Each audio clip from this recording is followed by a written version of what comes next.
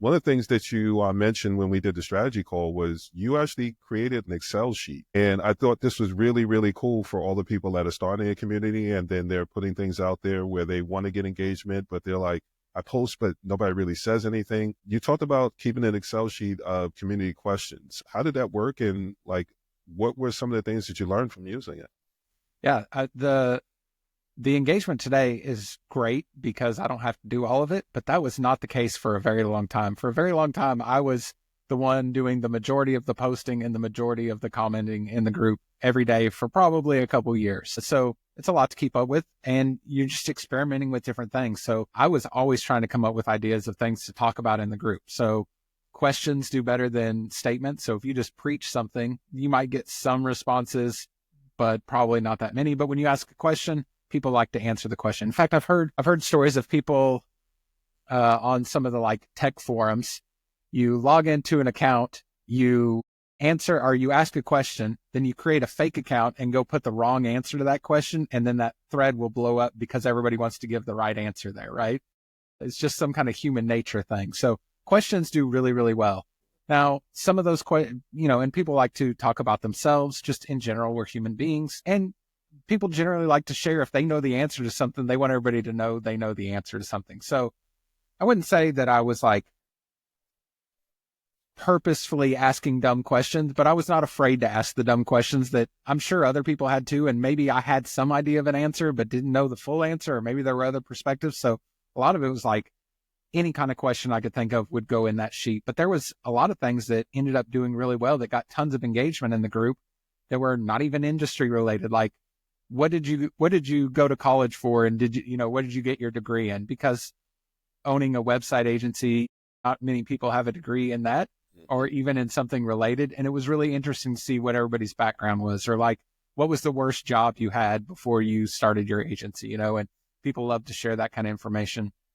And it's strange. And I'm one to kind of like stick to the subject and do less thoughts and feelings, probably more than most people. But it was such a great community building thing, getting to know the people beyond just the work they do, right? Like, we're all building websites and we talk about websites way too much, but to get to know some of the people and to make connections, say, oh, you're from this place, I grew up there, or you did this weird thing in college, I did that thing too, or we were in the same fraternity, or whatever it may be, right? Just to forge some of those connections between people, because there's a lot of things we're going to have in common when you get that many people together. So I started to learn pretty early on that some of those personal things did really well too. So trying to mix those in there and riff on any of those ideas. So I kept a spreadsheet for a long time of just like every thought I had, let's put it in there and we'll see how we can put it in. And even still, like, less today, but so I do a weekly newsletter, and a big portion of the newsletter is like, here's the top 5 threads of the week, or the most interesting conversations that were being had for people that might have missed them. And sometimes I'm like, man, there's only 3 that I think are really good this week. I need to come up with something in the group to get everybody talking about something, so I'll kind of go back to that well of what can I post in the group that would be engaging for folks or an interesting conversation. So I think thinking of it as like, if you had to show up somewhere and get everybody talking, what would you ask, or what are the things you would say? Because as the community builder or leader or whatever it may be, especially in the beginning, it is your responsibility to get people talking. If you were hosting a party at your house, you would want to make sure you connect the right people together and you ask questions and you get people talking, so everybody's not just staring at each other in silence, right? So it is kind of your responsibility as the host to make everybody feel comfortable and welcome, and part of that is just trying to get them to engage and talk. So I kind of took that as part of my job, as come up with things for us to talk about instead of just waiting for somebody to come up with something to talk about. It was my responsibility to do that. And it definitely took a lot of work in the beginning, but worth it in the fact that now it's kind of built upon itself and I don't have to do as much of that anymore. Really, really powerful. I love it because, one, when you mentioned the Excel sheet, my thing was, I haven't been doing any of that. So I immediately was like, okay, I need to start switching things up, because one of the things that I wanted to be able to do is I could have reached out to you and said, listen, I'm working on building my community up. Give me some tips, this, that, and the other. But I wanted you to be able to come on because I felt like this was something that would be a bigger conversation. It didn't need to be me having a conversation. I wanted other people to be able to have access to the insights that you could share. And I think one of the things that you covered is by doing that, you gave people an opportunity to be able to know each other on other levels. And by having that, then that gets people asking more questions. It gets people knowing each other beyond the work. But then it always comes back to the work at some point. So you built a community that actually communicates. And that was going to be one of the things that I was going to ask you is you have happy hour, and I know people want to do Q&As and things like that. You get a pretty good turnout, but I think you kind of answered it in a way, but I'll ask it anyway. How do you work on being able to build up the actual turnout for live events and things like that? Because I know that's something where people want to offer it, but they don't want to go through the embarrassment of saying, well, I'm going to do an event, and then like 2 people show up. There are people that are offering expertise, and they'll do like a webinar or a Q&A. And if it's only 1 or 2 people that show up, you basically did a coaching session. So they're trying to avoid that part and really just make sure that they can put themselves in a good spot. Yeah, so I think part of it is like the positioning that we kind of had from the beginning. Like I said, because we didn't go into this as a business model or a business plan to do it, we never went into it with like, we have something to sell you right away, right? We eventually had some things to sell you, but we didn't go into it with it like that. So I think a lot of the things people do as far as like webinars and stuff like that, it's like there's this formula of come and I'm going to teach you something for 30 minutes, and then I'm going to go into a pitch, and then I'm going to ask you for money at the end. And we've been so conditioned for that being kind of the way things go that people don't really show up for that so much anymore. I also had nothing to preach. Like I just wanted to talk with people and learn from each other and have conversations about what's going on and go back and forth. So we did, instead of doing webinars where we were, teaching or whatever it may be, we did happy hours where it was like, hey, we're going to all get together and talk about the web host we're using. And everybody's going to share what they like and don't like. And we'll all just hang out and it'll be what it is. And it's very casual and all those kinds of things. So the great thing about doing those calls, which were all live on Zoom, is you just got to know people so much better when you're on a video call with them. Like you learn their mannerisms and personality and the way they speak and all those kinds of things that just don't translate to comments inside of Facebook, right? And you kind of humanize everybody, which I think is important in getting to know everybody. So we did those for a very, very long time, took a break for a while, and we're back to doing them again.